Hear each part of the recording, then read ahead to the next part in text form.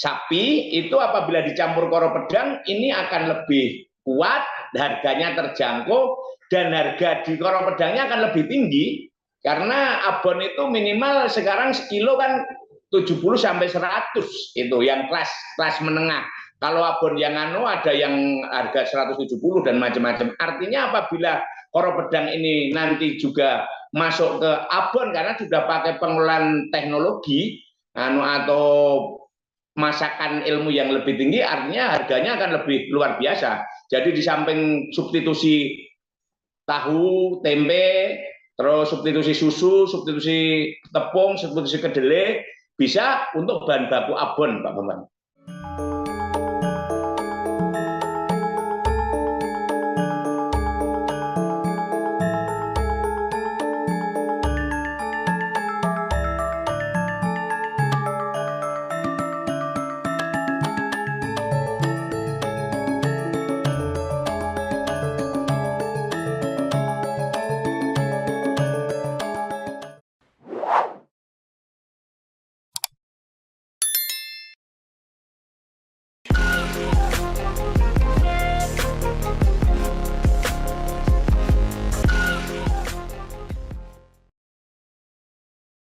Assalamualaikum warahmatullahi wabarakatuh.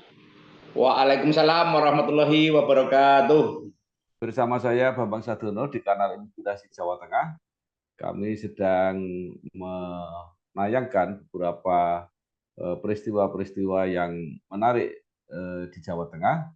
Dan saat ini saya sudah bersama dengan salah seorang tokoh petani dari Kabupaten Blora, yaitu Bapak Anton Sudibyo. Beliau aktif sebagai petani tebu di Asosiasi Petani Tebu Rakyat Indonesia, juga aktif di Himpunan Kerukunan Tani Indonesia.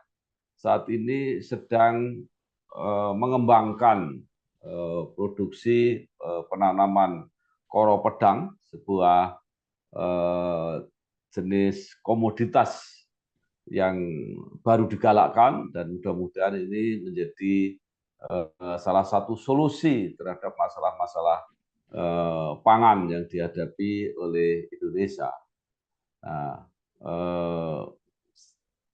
saya beruntung sekarang bisa bertemu dengan Pak Anton Sudibyo. Apa kabar Pak Anton?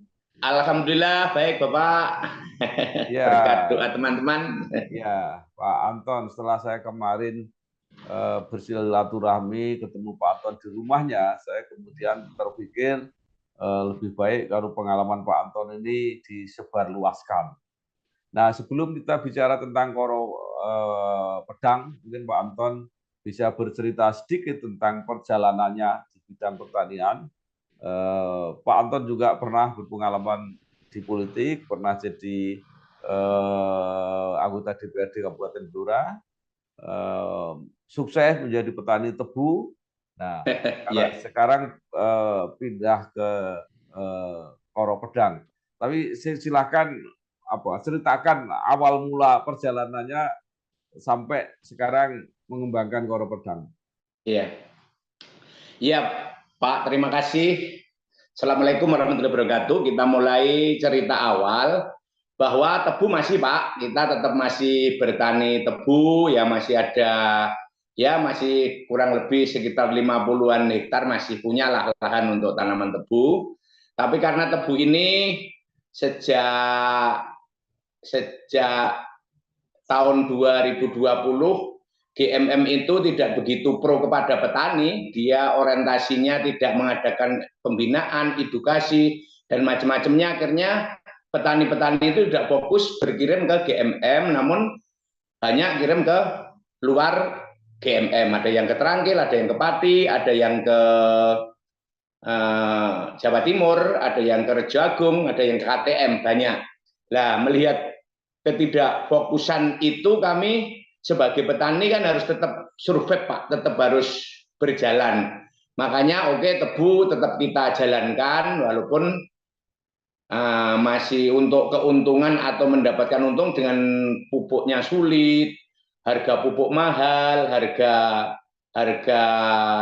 tebang angkutnya tinggi. tapi harga tebu stagnan. Ini yang menjadikan kita harus petani kreatif inovatif. Sehingga 8 bulan yang lalu atau 7 bulan yang lalu tepatnya kami mendapatkan bibit koro pedang dari sahabat saya, Supiat Nasir, orang Ambarawa, itu untuk membudayakan itu. Bahwa prospeknya luar biasa katanya, ini makanan sehat, non gluten dan macam-macam lah ceritanya. Dia bercerita banyak tentang masalah koro pedang. Akhirnya dari bibit 6 kilo yang saya dapatkan, akhirnya saya tanam, Pak. Dari saya tanam dengan pengelolaan yang standar budidaya melon. Jadi artinya kita memang betul-betul melakukan koro ini dengan baik lah, dengan modal, karena saya bulut, saya pakai mulsa, saya pakai raja, macam-macam ini. Akhirnya karena perlakuan saya yang rodo gemati atau ya istilahnya lebih intensif, outputnya luar biasa. Koro pedang yang dulunya kira-kira itu tingginya 50 cm yang ditanam di Batang, yang ditanam di Kendal, yang ditanam di Jawa Tengah lah, tingginya seperti itu. Tapi koro pedang kami yang kami beri raja, yang kami beri mulsa, yang kami beri pupuk organik dengan maksimal, tingginya bisa 2 meter lebih, 2 meter up, dan satu batang ada yang 27 cangkang, ada yang 40 cangkang, ada yang 50 cangkang, artinya lebih daripada yang biasanya 3-4 on, itu bisa menjadi 5 on sampai 1 kilo, bahkan sampai 1,5 kilo, Pak. Nah, karena seperti itu, kami berpikir bahwa ini koro pedang ini sangat luar biasa, dan kami akhirnya melihat ini sangat luar biasa. Saya berguru, sebetulnya koro pedang ini mana sih sumbernya? Saya sampai ke IPB Bogor, saya sampai kepada penggerak, dan kami bertemu kepada Pak Rahmat Pambudi. Pak Rahmat, Profesor Dr. Rahmat Pambudi itu dosen pascasarjana IPB.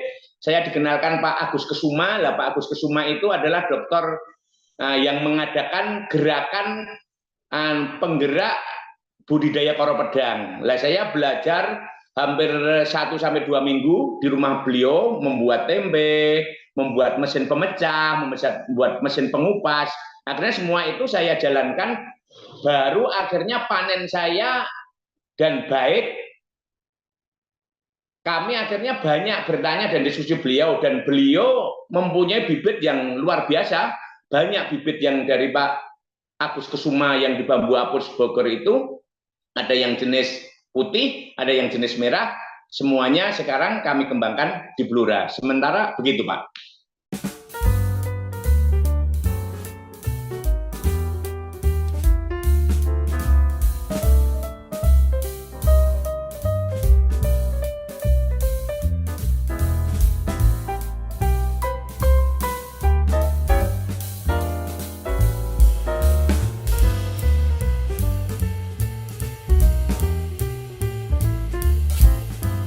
Saya Bambang Sadono. Saya sekarang sedang di Desa Kenteng, Cepu, di warungnya Bunur, spesial jendil. Jendil ini adalah ikan paling enak di dunia, yang hanya ada di Bengawan Solo. Jadi orang belum dikatakan pernah ke Cepu kalau belum pernah makan jendil. Nah, datanglah ke warung Bunur di Desa Kentong, Kentong Cepu. Ada yang digoreng, ada yang di garang asem. Sampai ketemu di Kentong Cepu.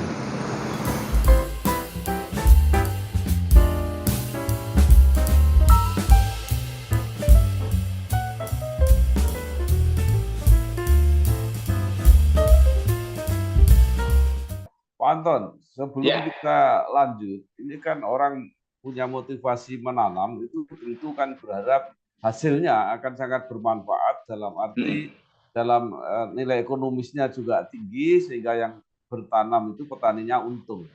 Nah, menurut Pak Anton mungkin bisa diceritakan ini bagaimana tren penjualan, tren masa depan dari Koro Pedang ini. Oke, awal-awalnya memang Koro Pedang ini pasarnya begitu tertutup. Artinya orang yang tidak punya komunitas ini kebanyakan mencari pasar Koro Pedang itu tidak akan ketemu, Pak. Lah, kemarin setelah kami kenal Pak Agus Kesuma itu, ternyata di Jawa Barat itu ada semacam Kopti. Kopti itu koperasi tahu tempe yang bahan bakunya dari Koro Pedang. Beliaunya itu kebutuhannya sangat luar biasa karena 70 ton per bulan itu satu koperasi. Diilhami dari itu, kami tetap bersemangat dengan teman-teman itu. Akhirnya kami berpikir mencari pasar selain pasar yang ke Kopti, ke tahu tempe, itu ada pasar karena kami akhirnya ketemu seorang penggerak Koro Pedang juga yang katanya dia sudah mulai tahun 2003 mendalami Koro Pedang itu. Dia sudah melanglang buana se-Indonesia. Akhirnya kami diberi kontrak, buka kontrak sama beliaunya, dan beliaunya juga mau untuk kerjasama dengan kita karena pada dasarnya Koro Pedang ini memang sebetulnya banyak fungsi dan banyak hasilnya, tapi peminatnya belum banyak, belum ada karena orang kebanyakan masih coba-coba.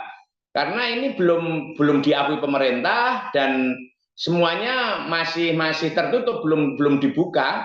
Akhirnya kami dapat kontrak dari beliaunya itu hampir 10.000 ton dalam tahun 2004-2005 ini, Pak Bambang. Jadi setelah itu akhirnya kami merencanakan membentuk kepengurusan tentang masalah Koro Pedang itu baik tingkatan pusat, tingkatan wilayah maupun tingkatan kabupaten lah. Kami karena ada di Blora ya kami bergerak untuk menanam dulu di daerah Blora, terus kami menyebar. Saya juga menanam ada di Sragen, kami juga menanam ada di Semarang, ada di MAJT dan Unwahas, kami juga menanam di Boyolali, dan rencana kami nanti ya akan menanam 35 kabupaten se-Jawa Tengah itu kalau bisa nanti kami akan menanamnya. Kalau pasar sekarang sudah jelas karena kami sudah ada buat perjanjian di depan notaris, Pak. Ya, baik. Tadi Pak Anton menyebut tempe, ya. Jadi Ya. mungkin bisa digambarkan tempe itu kalau yang dibuat dari Koro Pedang, bagaimana rasanya, bagaimana produktivitasnya, apakah lebih babar, artinya bagi pembuat tempe lebih lebih efisien, lebih murah dan sebagainya. Ya, sementara ini kan kalau di Koro Pedang dan kedelai itu harganya kan mahal kedelai, Pak. Lah, sedangkan kalau kedelai itu kan kecil-kecil. Tapi Koro Pedang itu bisa besar-besar. Jadi 1 kilo itu cuman perlu 500 biji itu jadi 1 kilo. Kalau rasa ini banyak dari orang yang telah saya buatkan tempe. Kami kan membuat tempe ya. Tempe itu saya bisa buat sendiri karena kami di tempatnya Pak Agus Kesuma yang di Bambu Apus Bogor itu saya hampir 3 hari setiap minggunya itu belajar membuat itu. Akhirnya sebelum kami belum bisa mempunyai mesin pemecah, saya bawa dari Koro dari sana. Terus saya masak di sini. Saya mengundang tukang ahli tempe. Saya kan bukan ahli tempe, tapi saya ngundang. Dan saya tata kelola SOP-nya saya jalankan. Akhirnya tempe itu kita buat dan kita masak juga enak. Kemarin sebetulnya Pak Bambang juga saya suguh, tapi lupa tidak saya bawa keluar. Ini sudah saya masakkan untuk hanya kemarin karena Bapak juga juga rodo selak ke susu jadi nggak sempat merasakan. Dan nanti suatu saat kalau kita silaturahmi nanti tak bawakan saya tempenya sudah, Pak. Nah, rasanya enak. Rasanya enak karena non gluten, jadi orang diabetes makan tempe Koro Pedang ini aman dan proteinnya tinggi. Hanya untuk efisien ini kami belum mendalami sejauh itu, tapi intinya kalau sekarang Koro Pedang sekilo harganya 5-6 ribu, itu nanti umpamanya dipecah nanti sampai harga paling tinggi 8 ribu, itu kan dengan delay yang sekarang 13-14 kan masih murah di Koro Pedangnya, Pak. Tapi jaminan kesehatannya Yang jelas itu bisa menggerakkan ekonomi arus bawah karena tidak harus impor sampai 3 juta ton atau 30 triliun setiap tahun loh Pak. Itu kan nanti akan bisa menggerakkan ekonomi rakyat kita kalau kita melirik ini. Ya mudah-mudahan pemerintah nanti pangan ini akan menjadi lirikan program pemerintah lah, karena Bapak ini kan calon lah. Ini bisa diiklankan atau dipromosikan, mudah-mudahan nanti Bapak menjadi wakil kita, calon wakil kita yang membackup kepentingan petani yang sekarang ini betul-betul kesulitan, petani akar rumput itu loh Pak, gitu. Baik. Nah, kalau bisa menjadi substitusi kedelai untuk tempe, ini kan luar biasa strategisnya Pak produk ini. Betul. Karena selama ini mayoritas bahan tempe itu kan impor. Cuma pertanyaannya itu dalam berapa lama ini koro pedang ini bisa dibudidayakan sehingga perannya menjadi sangat besar. Jadi bulan 3 tahun lalu, bulan 3 tahun 2023 itu saya mulai nanam, Pak. Saya mulai nanam sampai sekarang ini masih bisa panen. Jadi walaupun yang lain sudah ada yang mati. Jadi koro pedang mulai umur 4 bulan 10 sampai 15 hari itu sudah mulai panen. Jadi artinya relatif lebih cepat, hampir sama dengan jagung lah. Jadi 4 bulan 10 hari atau 4 bulan 15 hari itu panen. Setelah panen itu akhirnya panennya bertingkat. Nanti setelah minggu pertama panen, nanti 2 minggu berikutnya bisa panen lagi karena pembungaan kan tidak sekali, tapi pembungaan ini kan ada bertingkat, ada cabang bawah, cabang tengah, cabang atas. Artinya cuman menggunakan waktu 4 bulan 15 hari, petani sudah panen. Dan panen bisa 9 bulan, itu masa-masa berbuah dan masa panen koro pedang itu. Kalau ada air dan pemeliharaannya sustainable atau pemeliharaannya rutin, itu bahkan bisa umur sampai 1 tahun, Pak Bambang, gitu, sekali tanam.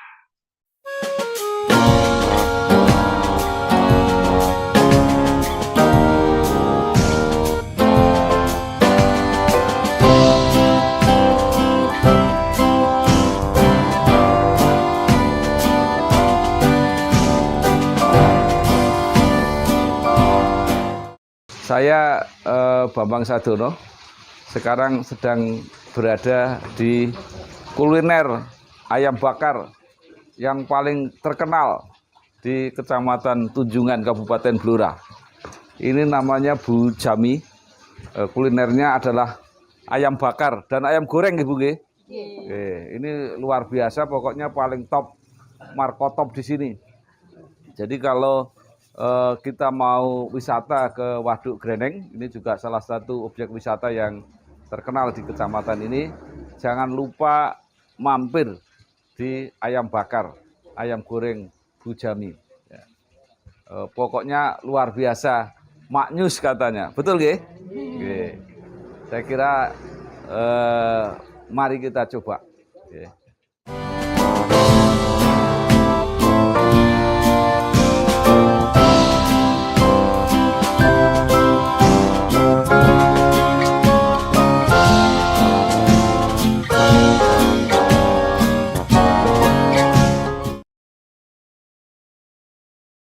Baik.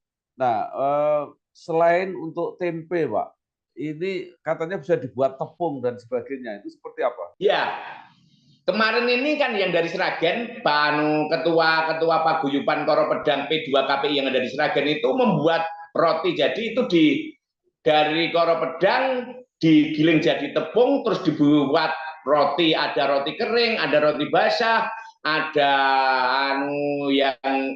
bahkan kalau di Boyolali bisa dibuat abon, Pak. Jadi abon itu bahan bakunya dari Koro Pedang, dan dari Koro Pedang itu bisa menahan tidak tengek itu loh. Jadi lebih kuat. Jadi daging itu dibuat makanan tidak kuat lama apabila tidak dicampuri Koro Pedang itu. Jadi kalau di mix bahan bakunya daging baik abon ayam maupun abon sapi itu apabila dicampur Koro Pedang ini akan lebih kuat, harganya terjangkau, dan harga di Koro Pedangnya akan lebih tinggi karena abon itu minimal sekarang sekilo kan 70 sampai 100 itu yang kelas menengah. Kalau abon yang ada yang harga 170 dan macam-macam. Artinya apabila Koro Pedang ini nanti juga masuk ke abon karena sudah pakai pengelolaan teknologi atau masakan ilmu yang lebih tinggi, artinya harganya akan lebih luar biasa. Jadi di samping substitusi tahu, tempe, terus substitusi susu, substitusi tepung, substitusi kedelai, bisa untuk bahan baku abon, Pak Bambang. Ya, baik. Pak Anton, kalau Ya. begitu strategisnya komoditas Koro Pedang ini, bagaimana perhatian pemerintah? Pemerintah kelihatannya ya baru cerita aja. Kami kemarin ketemu Pak Teten Mas Duki itu ya pokoknya dia menunjukkan harga bahwa yang tadinya informasi harga itu cuma 3-4 ribu karena pasaran tertutup, tapi setelah kami tanya Pak Teten Mas Duki, harganya bisa 5 sampai 6 ribu. Ini menguntungkan kami untuk menambah semangat. Tapi pada dasarnya pemerintah belum begitu merespon karena Koro Pedang ini sesuatu yang baru. Tapi menurut saya apabila ini dijadikan program pemerintah menjadi tanaman selah, ini sangat luar biasa dan akan menambah perputaran ekonomi arus bawah ini akan bisa membantu orang kecil karena ini tidak memerlukan pupuk kimia. Jadi pupuknya pupuk organik. Lah orang desa itu kohe punya, letong punya, telek pitik punya. Artinya ini juga bisa mengurangi pupuk apabila lahan kita ini kan sudah banyak dipupuk kimia lah. Koro Pedang itu tidak begitu membutuhkan pupuk kimia dan bahkan tidak perlu sama sekali. Tanaman saya ini jarang yang kami pupuk pakai kimia, Pak. Jadi pupuknya ya fermentasi sendiri, pupuk organik yang ada di toko-toko itu tapi organik atau bahkan nanti ada pupuk yang B168 teknologi nano atau bahkan pupuk-pupuk cair yang lain gitu. Ya, baik. Pak Anton Sudibyo, terakhir, apa yang Bapak harapkan atau Bapak inginkan baik dari pemerintah maupun dari teman-teman sesama petani atau mungkin bagi mereka yang menggunakan produk ini, para pembeli, apa yang Pak Anton ingin sampaikan? Silakan.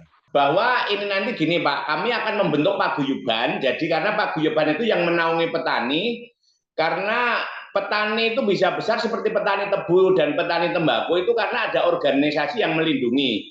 Lah kami sudah menyiapkan namanya organisasi itu paguyuban asosiasi petani Koro Pedang itu P2KPI, jadi Paguyuban Petani Koro Pedang Indonesia. Itu sudah terbentuk dan kantornya ada di Masjid Agung MAJT Jawa Tengah, Pak.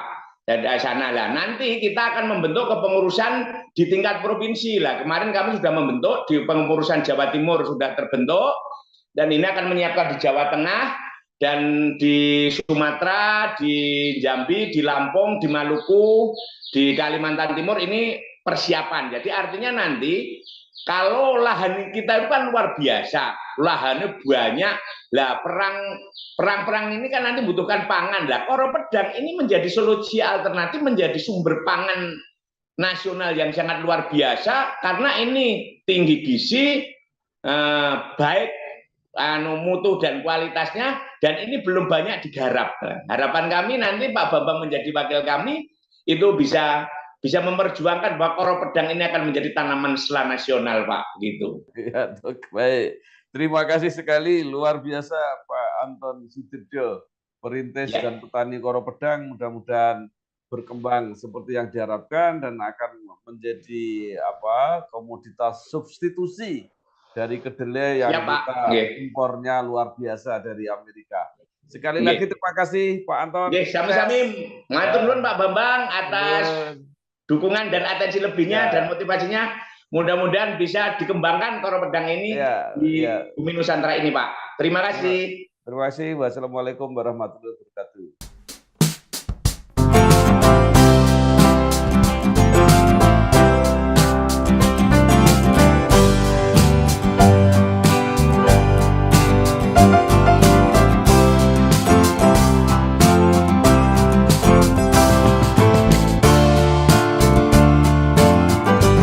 Saya Bambang Sadurno, Saya sekarang sedang berada di warung Pak Gendut. Ini menunya nasi goreng, mie godok. Ini mie godok, mie goreng, dan nasi goreng yang terenak di Kabupaten Blora. Kalau tidak percaya, silakan coba sendiri.